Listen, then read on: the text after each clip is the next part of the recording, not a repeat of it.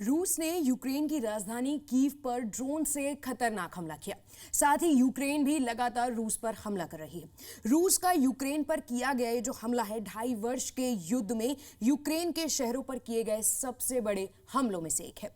इस हमले से जुड़ी और भी जानकारी जानेंगे आज हमारे एक्सपर्ट अमित बंसल जी से। अमित जी, आपका स्टूडियो में बहुत बहुत स्वागत है। नमस्कार सर, कल हमला हुआ है कीव पर, उसके बाद देखा जा रहा है कि लगातार ये जो हमले हो रहे हैं ये काफ़ी खतरनाक हैं। इसी वक्त प्रधानमंत्री मोदी अभी यात्रा करके आए हैं वहाँ से, तो ये जो हमले हुए हैं इसके क्या मायने हैं राजनीतिक तौर पर भी और सैनिक तौर पर भी? देखिए, सबसे पहले हम समझते हैं जो सैनिक मायने हैं इसके। लगभग फरवरी 2022 से ये यूक्रेन का युद्ध चल रहा है, लेकिन मैं ये मानूंगा कि ये युद्ध 2022 से नहीं 2014 से चल रहा है, जब से कि रूस ने क्रीमिया के ऊपर अधिकार किया और उसके बाद डोनेट्स्क और लुहांस्क में लड़ाई चल रही थी। तो एक लोअर लेवल पे था, हाँ, फरवरी के बाद ये इंटेंस लेवल पर हो गया। लेकिन कीव पर, जो कि यूक्रेन की राजधानी है, इस पर इस तरह के हमले आज से पहले नहीं हुए।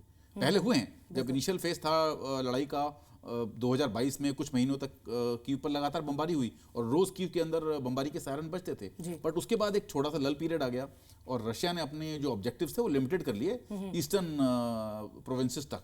लेकिन अभी ये जो हमला हुआ है इसके दो कारण हैं मेन। पहला कारण तो ये है कि यूक्रेन ने जिस तरह से रशियन टेरिटरी में, जो कर्स्क एक इलाका है उनका, उसके अंदर अपना ऑफेंसिव लॉन्च किया और काफी बड़ी तादाद में अपने सैनिक भेजे और एक बड़े इलाके को कब्जा कर लिया। तो जाहिर सी बात है, अगर आप रशिया के इलाके में जाकर के कब्जा कर लेंगे तो रशिया को नागवार गुजरेगा और उसका कहीं ना कहीं रिटेलिएशन करेगा। ये देखा गया है कि पावर प्लांट्स पे भी हमले हुए हैं, इसका भी कोई वजह है? जी हाँ, दोनों के ऊपर बता रहा हूं मैं। पहली बात तो जब रशिया के अंदर में यूक्रेन ने हमला करके टेरिटरी को कब्जा कर लिया, यूक्रेन का ऑब्जेक्टिव था कि वो किसी तरह से इसको बार्गेन टेबल पर लेकर के आए। कि यूक्रेन को पता था कि मोदी जी आएंगे, उसके बाद वो टॉक्स इनिशिएट करेंगे, वो बातचीत होगी फ्यूचर में और हम आमने सामने टेबल पर शायद बैठें। रशिया और यूक्रेन शायद आमने सामने टेबल पर बैठे, तो उनको लगा कि ठीक है, बार्गेन करने के लिए अपने पास कुछ होना चाहिए, तो चलो जो रूस का एक छोटा सा इलाका है जो कि अनडिफेंडेड पड़ा हुआ है, उसके अंदर जाकर के हम कब्जा कर लेते हैं ताकि बार्गेन टेबल पर उसको बार्गेन कर पाए। रशिया ने जो रिटेलिएशन किया है, रशिया का रिटेलिएशन दो तरीके का है। एक तो उसने जो कीव के अंदर मिसाइल हमले किए, उससे उसने कीव के इंफ्रास्ट्रक्चर को तबाह किया।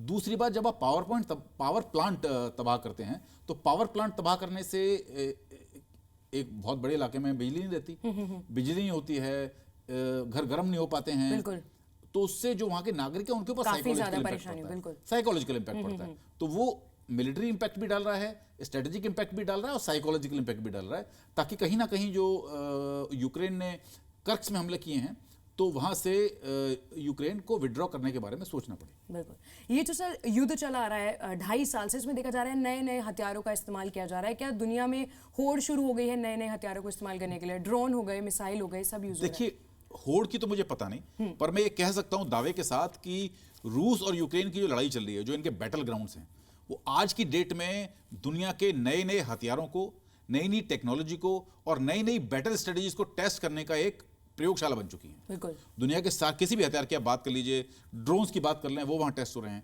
मिसाइल्स की बात कर लें वो वहां टेस्ट हो रहे हैं। अमेरिका, नाटो कंट्री सब अपने अपने हथियार वहां भेज रहे हैं ताकि उन हथियारों को, टैंकों को, मिसाइलों को, यूएवीज को, अनमैन्ड एयर व्हीकल्स को, बोट्स को, शिप्स को, नए नए एम्यूनिशंस को एक बैटल सिनेरियो में टेस्ट किया जा सके। होड़ भी लग गई है। जिस तरह से उन्होंने देखा रशिया यूक्रेन वॉर के अंदर ड्रोन्स का बहुत बड़ा रोल रहा है। बिल्कुल। और ड्रोन्स ने बिल्कुल ऐसा बैटलफील्ड को कंप्लीटली एक इस तरह का सिनेरियो बना दिया है कि आप एक बैटलफील्ड के अंदर बिना जाए हुए वहां जीत सकते हैं। बिल्कुल चेंज हो चुके हैं। हजारों ड्रोन्स हर रोज अटैक कर रहे हैं और उसकी वजह से एक नया सिनेरियो बना है कि हाँ, आप लड़ाई के अंदर आपको सैनिक भेजने की जरूरत नहीं है। तो एक नया डॉक्ट्राइन पूरी दुनिया में निकल करके आया है अभी कि ड्रोन वॉरफेयर। अब जब ड्रोन वॉरफेयर है तो क्या है, दुनिया के सारे मुल्कों ने ड्रोन बनाने शुरू कर दिए हैं। ये मुल्क ड्रोन्स रशिया को भी बेच रहे हैं और इजराइल को भी, उसको यूक्रेन को भी बेच रहे हैं। यूक्रेन को सारे जो यूरोपियन कंट्रीज है वो बेच रहे हैं। अभी हाल में पता लगा कि ईरान ने बड़ी तादाद में ड्रोन्स भेजे हैं रशिया के लिए। चाइना भी काफ़ी तादाद में ड्रोन्स रशिया को बेच रहा है और रशिया अपने ड्रोन्स भी बना रहा है। तो अल्टीमेटली जो सिनेरियो उभर रहा है वो ये है कि लगातार हथियार बन रहे हैं। हथियारों की होड़ भी शुरू हो गई है। दोनों चीज़ें हैं, हथियारों की होड़ भी है, हथियारों के जो बनाने वाले मैन्युफैक्चरर्स हैं, जो कंपनियां हैं, वो भी प्रॉफिट कमा रही हैं। और एट द सेम टाइम ये जो बैटलफील्ड है ये आधुनिक हथियारों की टेस्टिंग की एक नई प्रयोगशाला बन चुकी है और सारी दुनिया की नजरें इसके ऊपर है। बिल्कुल। ये जो सर युद्ध हो रहा है इससे पूरी दुनिया कहीं ना कहीं परेशान है। कहीं ऑयल क्राइसिस हो रहे हैं, कहीं गैस क्राइसिस हो रहे हैं, हर जगह अनसर्टेनिटी है। इसकी वजह से मेरे दो सवाल हैं इसी बात को लेकर कि पहला तो इसमें किसका नफा और किसका नुकसान हो रहा है, साथ ही में जो भारत पे अगर हम देखेंगे तो भारत इस पे कैसा रुख अपना सकता है। देखिए, पहली बात करते हैं नफा किसका हो रहा है और नुकसान किसका हो रहा है। जी। अगर कोई मुझसे पूछे कि नेट नुकसान इस पूरे लड़ाई में किसका हुआ, तो ना तो यूक्रेन का हुआ बिल्कुल और ना रशिया का हुआ और ना किसी और मुल्क का हुआ। पूरा नेट टू नेट नुकसान हुआ है यूरोप का। देखिए, यूरोप क्या करता था, सस्ते दामों पर तेल और गैस बिल्कुल रशिया से लेता था और उसके बदले देखिए यूरोप चूंकि ठंडा इलाका है, वहां पर आपको घरों को गर्म रखने के लिए गैस की जरूरत होती है, ऑयल की जरूरत होती है, काफी ज्यादा रिक्वायरमेंट है वहां पर। अब वही वस्तु, वही गैस और वही ऑयल रिसोर्सेज कई गुना महंगे दामों पर बिल्कुल यूरोप खरीद रहा है और भारी जगहों से खरीद रहा है और वहां से भी उनको अवेलेबिलिटी एश्योर नहीं हो रही है। एक होता है अवेलेबिलिटी श्योर होना, यहाँ अवेलेबिलिटी भी श्योर नहीं है। जो मिडिल ईस्ट के मुल्क हैं, जो अमेरिका है, वो इनको सही तादाद में दे नहीं पा रहा है, तो अल्टीमेटली नुकसान उनका है। उनकी इकोनॉमी भी प्रेशराइज हो रही है। अमेरिका लगातार प्रेशराइज कर रहा है नाटो के मेंबर्स को कि वो हथियार और गोला बारूद अपने रिसोर्सेज में से निकाल करके यूक्रेन को सप्लाई करें। ये भी उनका लॉस है।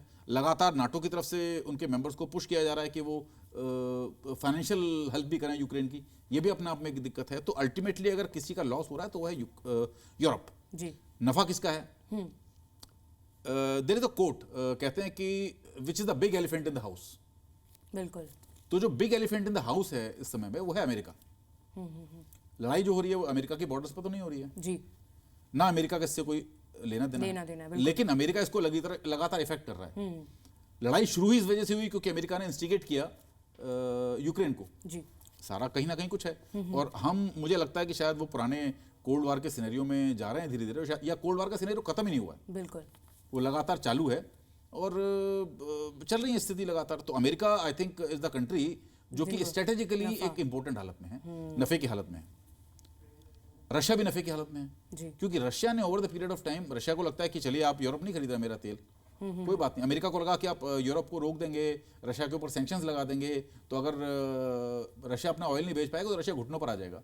लेकिन आप देखिए दुनिया में अगर कोई करेंसी अप्रिशिएट कर रही है तो वो रशियन रूबल, क्योंकि रशिया अपना ऑयल चाइना को भी बेच रहा है, रशिया अपना ऑयल इंडिया को भी बेच रहा है। रशिया का जितना ऑयल प्रोडक्शन था और जितनी ऑयल सेल लड़ाई के पहले थी उससे ज्यादा ऑयल सेल अभी हो गई है, ज्यादा हो गई है, बढ़ गई है। तो रशिया फायदे में रहा, बिल्कुल, अमेरिका भी फायदे में रहा। नुकसान किसका है? यूक्रेन का। यूक्रेन का तो हो ही रहा है, यूक्रेन तो तबाह हो चुका है, जैसे बताया। नुकसान है यूरोप का, क्योंकि यूरोप को हर चीज को महंगा खरीदना पड़ रहा है अपने रिसोर्सेज, और यूरोप अल्टीमेटली अपने ग्रोथ की तरफ ध्यान नहीं दे पा रहा। तो ये पूरी स्थिति है। रही बात इंडिया की, इंडिया में एक अब थ्योरी आ चुकी है कि भाई ना तो हम आपके साथ हैं ना हम आपके साथ हैं, we are aligned not to any country or group of countries but we are aligned to our own interest. बिल्कुल। अब aligned to our own interest का मतलब क्या है? हमें अगर ऑयल सस्ता मिला रशिया से तो हम अमेरिका के सैंक्शंस की परवाह नहीं कर रहे हैं, हमें ऑयल सस्ता रशिया से ले रहे हैं। अगर हमें ट्रेड किसी पर्टिकुलर कंट्री से करना, हम किसी की परवाह नहीं कर रहे हैं, उसके साथ ट्रेड कर रहे हैं जहां हमें बेनिफिट हो रहा है। हमें अगर अपने आर्म्स एंड एम्युनिशन इजराइल से मंगा रहे हैं तो हम बाकी कंट्रीज की परवाह नहीं कर रहे हैं, हम इस्लामिक वर्ल्ड की परवाह नहीं कर रहे हैं, हम इजराइल से अपने आर्म्स एंड एम्युनिशन मंगा रहे हैं। तो हम भारत की रणनीति अब जो उभर करके आई है वो बहुत बढ़िया है। We have come out of non alignment movement, बिल्कुल, और हम we have come out of polarize movement. तो हम बात करते हैं कि अपने कंट्री के सेल्फ इंटरेस्ट की, तो जहां हमारे देश के फायदे हैं हम उसकी तरफ जाते हैं, और ये भारत की नीति रही है और शायद यही नीति है जो आज की डेट में भारत को एक सफलता दिला रही है। बिल्कुल।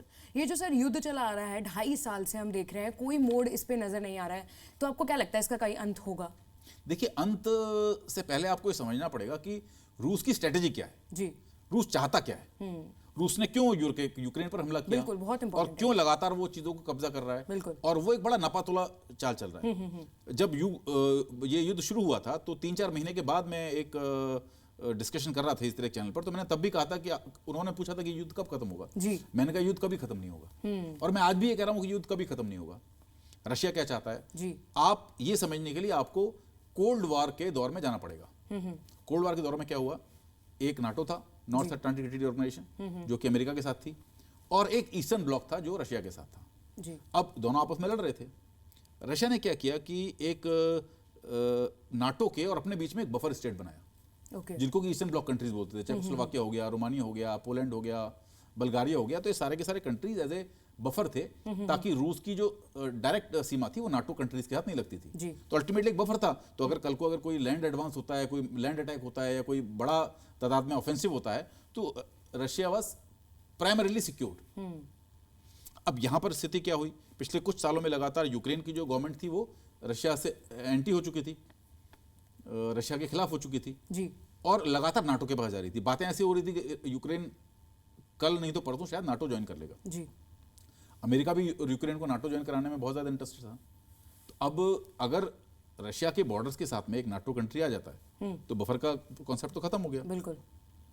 इसीलिए रशिया ने क्या किया, पहले तो उन्होंने ब्लैक सी में क्रीमिया को कब्जा किया, फिर उन्होंने दोनेत्स्क और लुहांस्क को कब्जा किया, और जितना भी यूक्रेन का ईस्टर्न पार्ट है जो कि रशिया से लगता हुआ है उसको उन्होंने कब्जा करके उसको एक इंडिपेंडेंट कंट्री डिक्लेयर कर दिया।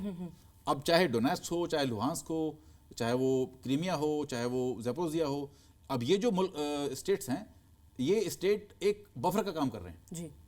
वही बफर जो कोल्ड वॉर सिनेरियो में रशिया ने यूएसएसआर ने क्रिएट किया था। कोल्ड वॉर में जो यूएसएसआर ने क्रिएट किए थे बफर, वही बफर अब रशिया ने अपने बॉर्डर में क्रिएट किए हैं। तो ये बफर वो मेंटेन करके रखेगा, और जब तक उसको बफर सिक्योर नहीं जाते, जैसे अभी देखते हैं नॉर्दर्न इलाका है, खार्किव है, सुमी है, इन इलाकों को कब्जा करेगा धीरे धीरे, और जब तक वो सिक्योर नहीं हो जाते तब तक वो मानेगा नहीं, और उसमें मुझे लगता है कि कई साल और लगेंगे। बिल्कुल, तभी आप कह रहे हैं कि ये शायद युद्ध खत्म नहीं होगा। जी हाँ। अगर हम एक तरफ देखें तो ये रूस यूक्रेन का युद्ध हो गया, एक साइड हम देखें इजराइल हमास, साथ ही बढ़ता हुआ आतंकवाद इस दुनिया में, क्या तीसरे विश्व युद्ध की तैयारी हो रही है? देखिए, तीसरा विश्व युद्ध शायद हो, लेकिन तीसरा विश्व युद्ध वो इस तरह का युद्ध नहीं होगा। जी। दुनिया में एक नई तरह का युद्ध चल रहा है जिसको बोलते हैं इकोनॉमिक वॉरफेयर, आर्थिक युद्ध। क्योंकि आर्थिक तौर पर आप एक देश की कमर तोड़ सकते हैं, चोट दे सकते हैं उसको, एक बड़ी उसको चोट दे सकते हैं बड़ी। आप मिलिटरी तौर पर नहीं, क्योंकि मिलिटरी तौर पर आप किसी के ऊपर ऑफेंसिव करेंगे, आज के दौर में कोई ना कोई आपको बचाने के लिए आ जाएगा, कोई ना कोई आपको मीडिएशन करने के लिए आ जाएगा, हथियार देने के कोई लिए ना कोई, देखिए सब अपना अपना हित साधेंगे। बिल्कुल। अगर आप दो देश लड़ते हैं सॉरी, तो कोई ना कोई मुल्क उनको हथियार देना शुरू कर देगा, अपना फायदा सोचेगा। बिल्कुल। कोई मुल्क उनके बीच में मध्यस्थता कराने की कोशिश करेगा। तो अल्टीमेटली मुझे लगता नहीं कि जो एक प्रॉपर विश्व युद्ध की हम बात करते हैं, जैसे कि पहले विश्व युद्ध में हुआ था, दूसरे विश्व युद्ध में हुआ था, उस तरह का हो। बिल्कुल। फाइट जरूर होगी, आर्म्ड कॉन्फ्लिक्ट जरूर होंगे, लेकिन एट दैट सेम टाइम हमें समझना पड़ेगा कि ये जो विश्व युद्ध होगा ये कहीं ना कहीं इकोनॉमिकल होगा। पोलराइजेशन शुरू हो चुका है। जी। जैसे कि क्या था, आप सेकेंड वर्ल्ड वॉर में देखते हैं तो एक एक्सेस पावर्स थी, एक पोलराइज, ऑल दो ग्रुप थे कंट्रीज के। जी। एक तरफ जर्मनी और इटली और जापान वगैरह थे, एक तरफ आपका ब्रिटेन और बाकी सारे मुल्क थे, फ्रांस वगैरह। इसी प्रकार से अभी भी पोलराइजेशन हो रहा है, but it is a military polarization से हट करके, मिलिट्री पोलराइजेशन ही है बट मिलिट्री पोलराइजेशन से हट करके ये एक इकोनॉमिक पोलराइजेशन हो रहा है। ओके। एक तरफ अमेरिका है, नाटो कंट्रीज हैं, यूरोप के कंट्रीज हैं। जी। एक तरफ रशिया है, रशिया के साथ कौन मिला हुआ है? China, Iran.